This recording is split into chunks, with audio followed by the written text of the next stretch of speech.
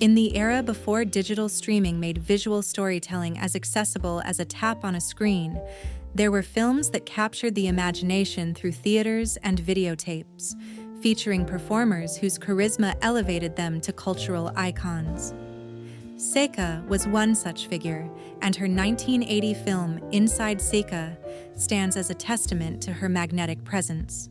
With her signature platinum blonde hair, piercing blue eyes, and an unyielding command of the spotlight, she didn't just star in the movie. She directed it, wrote it, and shaped it into a personal showcase that blurred the lines between her on-screen persona and real-life experiences.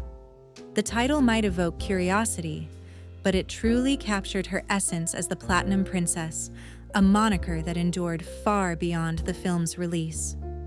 Dorothy Ivan Hundley, born in 1954 in Radford, Virginia, had a childhood that she described as utterly ordinary. Family life, school routines, and no early signs of the stardom to come. The family relocated to Hopewell, where she first tasted fame by winning a local beauty pageant and later being named Miss Southside, Virginia. At 18, she wed Francis Frank Patton and took a job at Reynolds Metals Company, blending into the everyday workforce. But restlessness stirred within her, leading to a divorce and a series of moves that eventually landed her in an adult bookstore, where she began dating the owner. Together, they expanded the business, and she later recalled owning 7 such stores at her peak.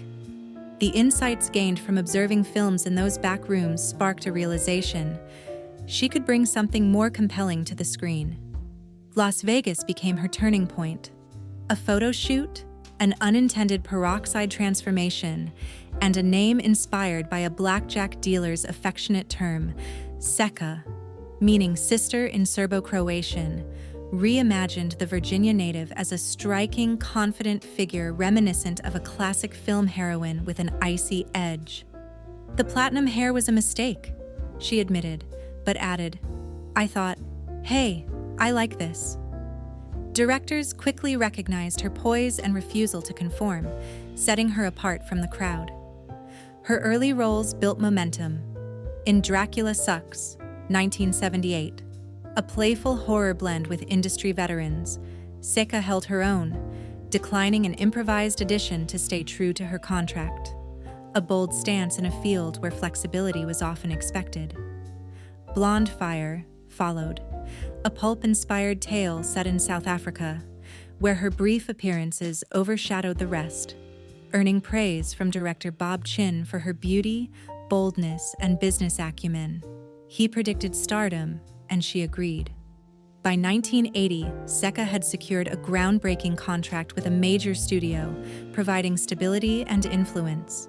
That year marked a creative surge, including Prisoner of Paradise, where she embodied a commanding World War II officer in a campy narrative, and Ultraflesh, a whimsical sci-fi adventure as an otherworldly visitor solving earthly dilemmas.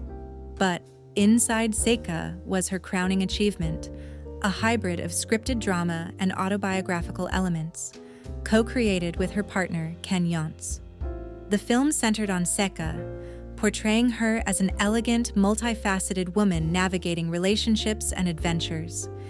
It featured popular cast members like Ron Jeremy, known for his charismatic screen presence, Ron Hudd, adding depth to ensemble scenes, George Payne, contributing to dynamic interactions, Mark Valentine and Roy Stewart, enhancing the narrative's variety, and Merle Michaels, bringing a feminine counterpoint.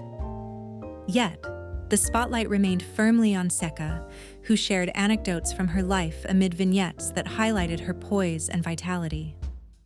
Directed by Seka herself, with behind-the-scenes support from figures like Joe Sarno, the production adopted a straightforward style, focusing on character-driven moments rather than elaborate sets. As the third in a series following Inside Jennifer Wells and All About Gloria Leonard, Inside Seka stood out for its personal touch, even considering a theme song release that was wisely abandoned. Running approximately 90 minutes, it blended fantasy with glimpses of reality, cementing Seka's image in crisp attire and fine accessories. The publicity amplified her as a sophisticated trailblazer, drawing fans who appreciated her authenticity. Post-release, Seka's influence grew. She continued writing, directing, and producing, while touring venues with rock star energy. Her mainstream crossover included a 1986 appearance on Saturday Night Live with comedian Sam Kinison, her then partner. Personal challenges, including her complex relationship with Yance, added layers to her story, but she remained resilient. In 1988, she testified before a commission advocating for creative freedoms, emphasizing human rights. The industry's shifts in the early 1990s prompted her retirement from filmmaking, but she pivoted to modeling, hosting a Chicago radio show called Let's Talk About Relationships, and engaging fans through live events and her website in the 1990s. Honors followed. A 1997 Lifetime Achievement Award from the Free Speech Coalition, and nods from filmmakers like Brian De Palma for her acting talent and Paul Thomas Anderson, who drew inspiration for a character in Boogie Nights. Her 2013 autobiography, Inside Seka, revisited the film's themes, solidifying her as a cultural touchstone, a feminist icon and reminder of an era when bold storytelling felt revolutionary. Inside Seka wasn't merely a movie, it was a declaration of self-ownership in an industry ripe for change. Seka emerged not as fleeting talent, but as a brand embodying elegance and empowerment. Over 4 decades later, the film's legacy endures, with her platinum allure, knowing gaze and confident smile evoking a bygone vibrancy. She was the Platinum Princess, part visionary, part pioneer, part savvy entrepreneur, and entirely indelible, a true emblem of cinematic boldness. Her influence persists today, inspiring new generations through retrospectives and tributes, including the 2025 documentary Platinum Princess: The Story of Seka, which chronicles her trailblazing journey, her advocacy for industry reforms, and her enduring personal resilience, even into her later years, marked by a stable marriage since 2006 and occasional podcast appearances where she shares wisdom from her storied career. Fans continue to celebrate her as a symbol of unapologetic strength, proving that true icons never fade. They evolve, leaving an imprint on culture that invites ongoing reflection and admiration.